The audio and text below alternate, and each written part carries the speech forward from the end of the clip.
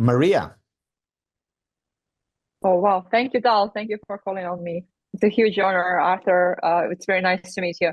So Thanks. my question is, the science of happiness is frequently criticized because of it being like too much in our heads. We are thinking we have to change how we think, but it's like actually in the opinions of the critics, it's promoting disregard to systemic changes. And in your 2008 book, Gross National Happiness, you actually started exploring the topic of happiness from the point of view of systemic change. So I'm wondering, what is your view on the role of the state, of the government now, with regard to promoting happiness and creating conditions for happiness for citizens of a country, for example?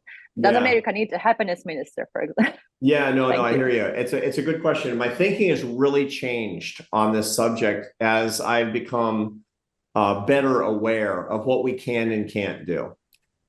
So for the longest time, I really wanted public policies that promoted happiness, and I wanted policymakers that were dedicated to raising the happiness of citizens.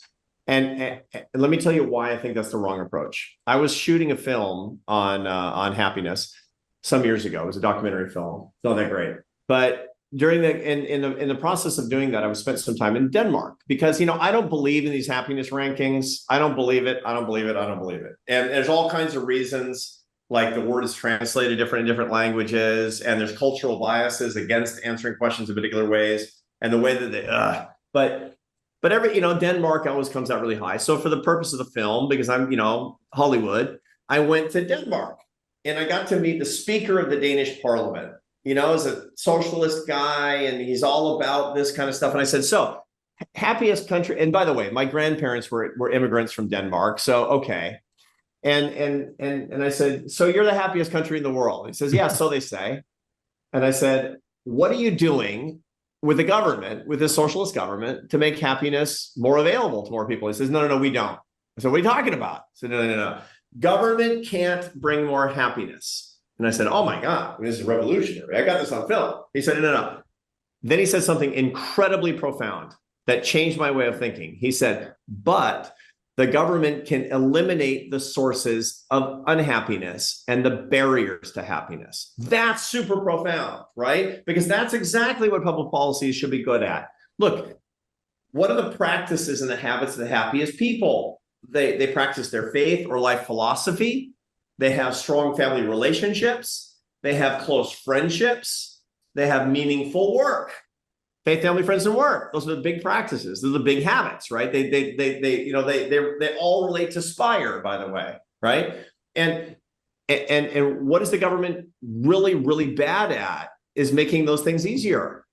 So what the government should be in the process of doing is making those things easier for people. I don't want the government to have a special bureau for worship. I don't want that. I don't want the government to be promoting a certain way of living your life. I just want them to get out of the way of these love relationships, getting out of the way of these sources of happiness. And that turns out to be the secret. It's a negative thing in a weird way. So if I were president of the United States, God forbid, if I were president of the United States, I would wake up every single day and I would say, what am I going to do today to make it easier for people to practice their faith? What am I going to do today to make it easier for people to raise their kids and fall in love and get married? What am I going to do today to make communities stronger so they can have friendships? What can I do today to not disincentivize work through our welfare programs? Because that leads to despair and a lack of dignity. And that's what I would do. So that's my answer to that question. Thank you for that. Thank you so much.